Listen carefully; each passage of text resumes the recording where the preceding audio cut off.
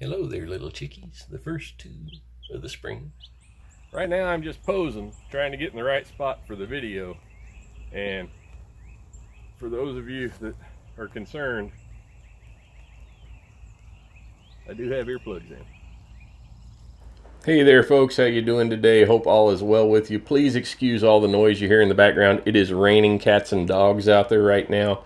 I actually was out in the rain just a little while ago shooting some footage of troubleshooting for this particular item right here so that we could make this video today. All right folks, it's raining out here. So for those of you that watched the fans only content yesterday, you may have seen me putting some finishing touches on this so that I could have it ready to take out to the range. Yesterday afternoon, I took 3 or 4 magazines over to the range with a neighbor. We ran probably about 50 rounds through this particular one, and I was a little bit disappointed. The ammo that we took was the Winchester USA forged. It's that steel cased crap that they sell that just, if anything's not going to work right in a gun, that is usually one of the ones that won't work right in it. And this one was no different. It was jamming up about every 3 or 4 rounds. So I was a little disappointed. And first thing I was going to do when I got home was take it apart and change buffers and so on and so forth. And I decided to hold off until I had a chance to run some other ammunition through it. So I went back out earlier today, and on the first magazine I was running some of the Monarch steel cased, which I think is considerably better quality than the Winchester USA forged steel case. And it was running along just fine for a few shots, and then this happened.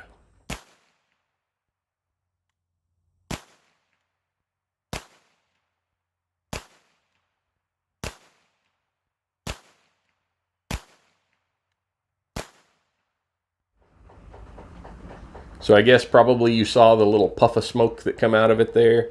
Yeah, that necessitated that we tear the whole thing down and field strip it and take a look. I couldn't find the case in the mud. There's literally standing water out there. And best I can tell, it felt like a hot round. So either it was hot and the blowback started to open up a little early, or maybe the case split. I'm not sure because I couldn't recover the case. But anyway, I did stop what I was doing, make sure there was no barrel obstruction, looked it over, and we moved on from there. At that point in time, I took Old Faithful, which is this one right here, which runs very reliably. So I went ahead and I swapped out the uppers and lowers, and I fired several rounds through each configuration. And I didn't have any more problems with ammunition cycling. Now, I didn't shoot any more of that USA forged stuff through this one, but I did shoot several other varieties of ammo, and they all functioned fairly well.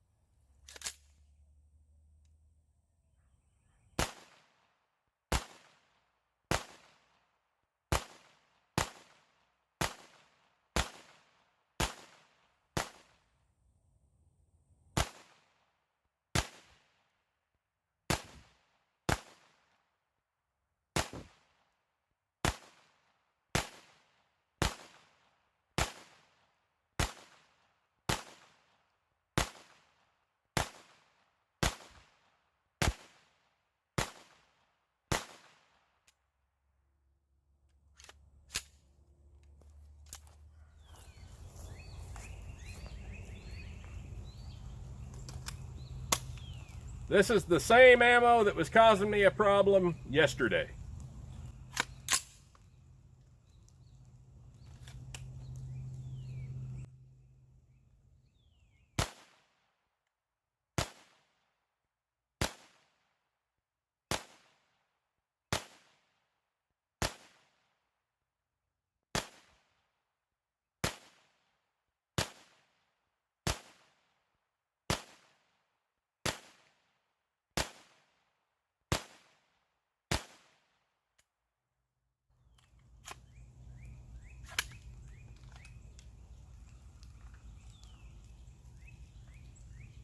This is some 115 grain brass cased that I brought along just in case that other wasn't working. Let's see how it does.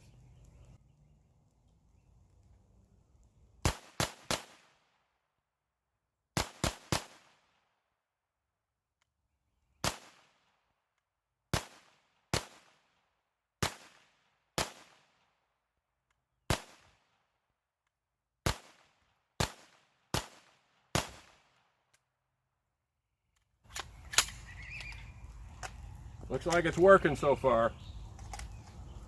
And this is NATO spec. Let's see how this does.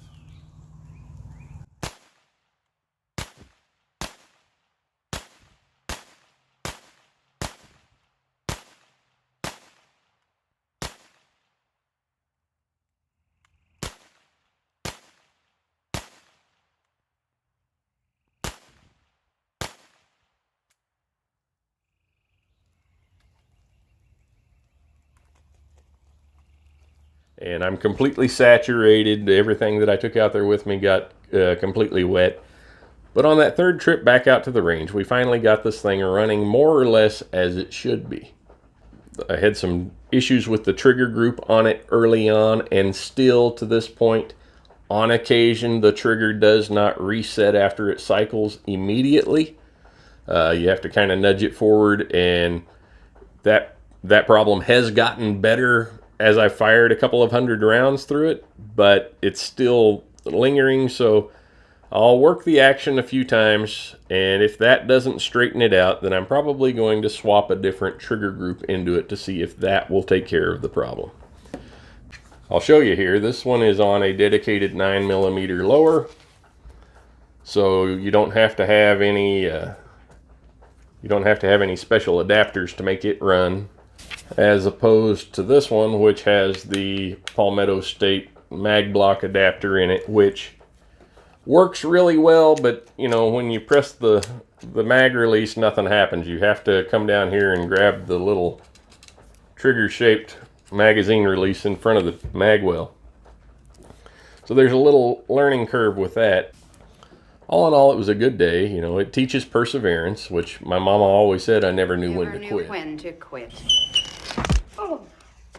So one more thing that I wanted to cover before we wrap this up for today is, you know, we've been going over the flashlights for everyday carry, and I had mentioned that I didn't like the ones that come on with a low output as the first selection, because if you need to identify a threat in the middle of the night, you want to be able to do it without having to worry about pressing the button on the tail cap 100 times. So another good low-cost option that I've used myself for many years is this Maglite XL50. It runs off of 3 AAA batteries. It is quite light. It fits in the pocket of a pair of slacks real easy. And so far, it has been 100% reliable. I like this one so much that I use it at work. You know, I'm in a position with my career now where I no longer have to get completely kitted up to go to work, so I don't carry that big full-size duty style flashlight anymore. You know, for years I carried a Streamlight Stinger HP LED, you know, with the great big bezel on it, and that one worked really well, but it's a little bit excessive for what I do now. So if you're looking for an everyday carry flashlight, this Maglite XL50 is a pretty good option. I really didn't have anything else put together for y'all today. I just kind of wanted to let you know how that one performed because I got you all excited about it yesterday. But the point that I wanted to drive home for you folks is if you're working on something like this or something completely different, if it doesn't work quite right the first time, don't give up on it. Keep trying, keep working at it. And if you find yourself getting frustrated with something, just take a step back, leave it alone for a little while, come back and play with it later. It'll still be there, and your mind will be refreshed and you'll be ready to take on the challenge again. So I'll leave you with that for today. Until next time, folks, take care and God bless. You're right. I've never been a quitter. Why, I've never known when to quit. Just ask my 4th grade teacher. He never knew when to quit. Oh.